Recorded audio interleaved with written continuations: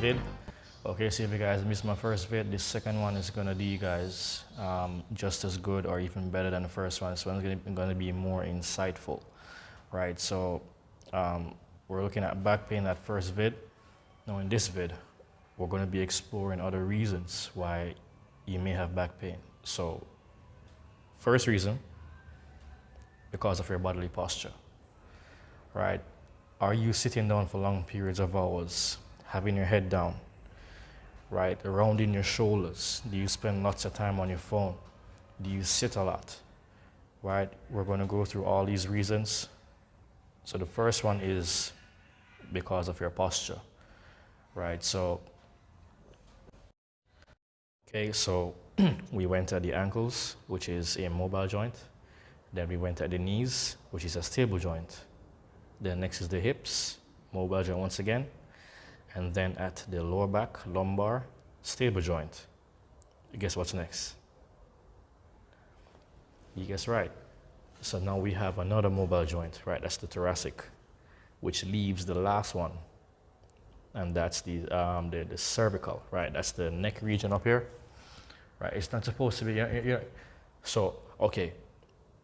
So here we go, guys. So from this information, right, we can see that you're not supposed to be doing things like this with your neck, right? It's totally wrong, right? It is doable, like you can do it, but it's not intended for that purpose. The neck, right? That's why people have a lot of neck issues, right? You gotta be careful of how you move your bodies. Which brings me back to the purpose of this channel, right? So let me introduce myself once again. I am Rajesh, right? I am a personal trainer at heart, and I am here to remind you guys how to move, right? That is my purpose and my role on this planet right now, right? To help you guys, show you guys how to move and correcting physical ailments in the process, right? So we've covered the different movement patterns, the different functions of the joints. Sorry, not movement patterns, just the different functions of the joints, right? So now we can begin to look at causes of back pain from bodily posture. So, like I said earlier in the vid, looking down, right? Having your head bent like that always, right from your phone, right into your laptop or your computer, your desktop, whichever one you use, right? And you may be even in a taxi or even driving in your car, you're looking down again on your phone. We gotta be wiser than this, guys. Do not forget, you are the ones that live inside of your bodies, and it is imperative that you take care of it, right? If your body is hurt, if your body is hurting, right, you're the only one. You're the one that's gonna feel pain and consequences from it. So once again, I am here to help you guys to avoid such misery. Okay, so bodily posture. Tilting over like that, right, causes back pain. Because what that does is cause compensation. Right, let me explain so you guys can better understand. That causes compensation where a stable joint, a joint that is supposed to be stable, upright, and not moving, is now all over the place. Guess what's going to happen? Right, I spoke about this in the last vid, where if a mobile joint forgets to be mobile or begins to malfunction, what's going to happen is a neighboring joint is going to begin to compensate and try to do the job of that joint for it.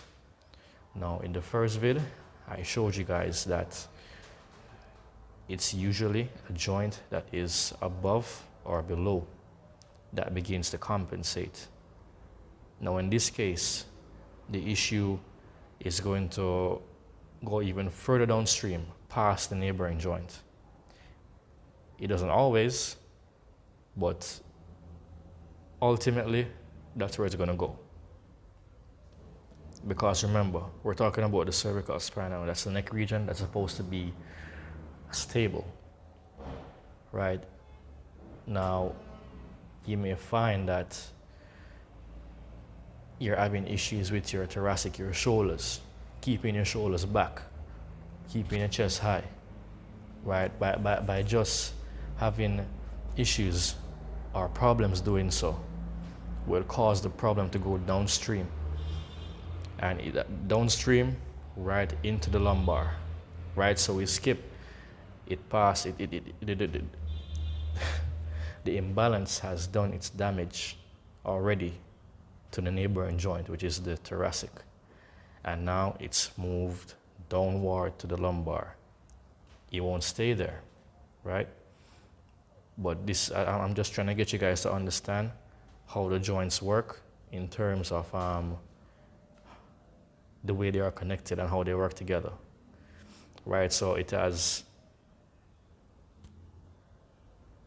shattered the thoracic, right? Trying to seek a means of stability, right? It tried to get the stability from your body. I'm talking about is trying to get stability from your thoracic. It finds that it can't, and now it's searching lower, right? That's how it arrives at your lumbar. And even though the lumbar is a stable joint, it's still going to continue to go downstream.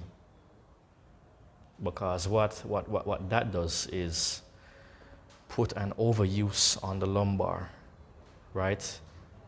The lumbar is a stable joint, just like the cervical spine that's trying to seek stability because of its malfunction. However, one joint cannot do two joints work. That's going to be a catastrophe. So what's going to happen is the lumbar is going to begin to deteriorate, right? You're going to have back pains all day, every day, only unless you get the knowledge of bodily mechanics and apply it to yourself, right? Which is what I'm showing you guys now. I'm giving you this knowledge so you can apply it to yourself. So we're still at number one. All you got to do, guys, is just keep an upright posture. Your chest should be high. Your hips should be forward. As a matter of fact, let me jump back up to the cervical spine. Once you're keeping your chest up, your hips will be forward because that's the compensation. By you having your head down all the time, your hips will never be in their correct alignment. Do you see how far the hips are from the neck? And such an issue can affect the hips from all the way up there.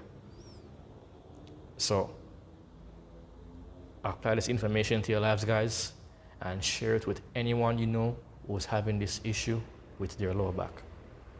Okay, so that's number one. Moving on to number two now. Number two, your reason for back pain, excessive sitting. Now this is now a muscular approach where you may be squatting and you find that when you go down low, your knee's not hurting, however, your back is. Now what's happening here is a case of glute amnesia, right? Science states that whenever the hips go below parallel, below the knees, ask the grass, that is when you get glute activation, glute engagement, the best glute activity, right? So everyone should be squatting as low as like that to the ground with the way that they can manage, of course, right? We don't believe in ego lifting. We don't believe in loading dysfunctions, right? So squats at a weight that you can manage until you get stronger. You continue to load the bar up with proper form, of course. Right, so moving back, so glute amnesia. Your glutes are not firing. They're not assisting your legs in completing the lift. And this is usually due because of a lot of sitting, right? Too much sitting causes the glutes to be inactive and shortens the hip flexors, which inevitably causes back pain once again, right? So once again, guys, we need to be careful. We need to understand our bodies right? Our souls inhabit such complex machines, which is our bodies. And there are so many people that have no idea how their body works, right? It's like giving an inexperienced toddler the remote control to a helicopter. You can bet he's gonna crash it. Right, so that's the very same thing happening right now, right, guys. We gotta get to understand our bodies so that we can know how it works and get it to be fully functional as the way we need it to be. So this is only the basics, guys, right? The joint by joint approach goes very much more in depth than this. This is only the basics. All right, don't worry, I'm here to break it down for you guys, so don't worry about the complexity or how hard it is to understand. Okay, so moving on to number 3. Now, number 3 is going to be exercises I'm going to prescribe to you guys as solutions to your back pain. Not ignoring the solutions I gave you earlier about keeping the posture upright, and that way you'll be able to avoid back pain. So number 3 is a solution. So number 3, first I have the 90-90. Right now the 90-90 is a variation. It is a corrective exercise that helps to remind the hips to be mobile and also realigns the hips. Right, when done in proper form as well, don't just go in there and do the movement without any form of stability or core engagement. Right, those two are so important to include in your training, those two aspects, to focus on the engagement of the core and your form. Right, so first I have the 90-90, and there's many variations for this exercise. The 90-90, you have the 90-90 shin box, the 90-90 chest to the ground, and the 90-90 hip thrust. Right, even more. There's lots more than just those 3 I'm telling you guys about, but I'm not going to overwhelm you guys. I'm not going to give you guys too much information you can't handle. So I'm going to give you these 3 exercises as your homework, right? I implore you to try it. You're going to find that you're feeling so much better, not in your hips, but your lower back, right? Because that's where the pain goes from your hips and into your lower back in this regard. So the lower back is going to be relieved from being a mobile joint from doing this exercise, and the hips will jump back in and take over back its post as being the mobile joint of the lower body, the upper lower body. Okay guys, don't forget to check me out on Instagram. I'm there as Ascension Aesthetics JA. Right, follow the page, show some support, and I will be with you guys.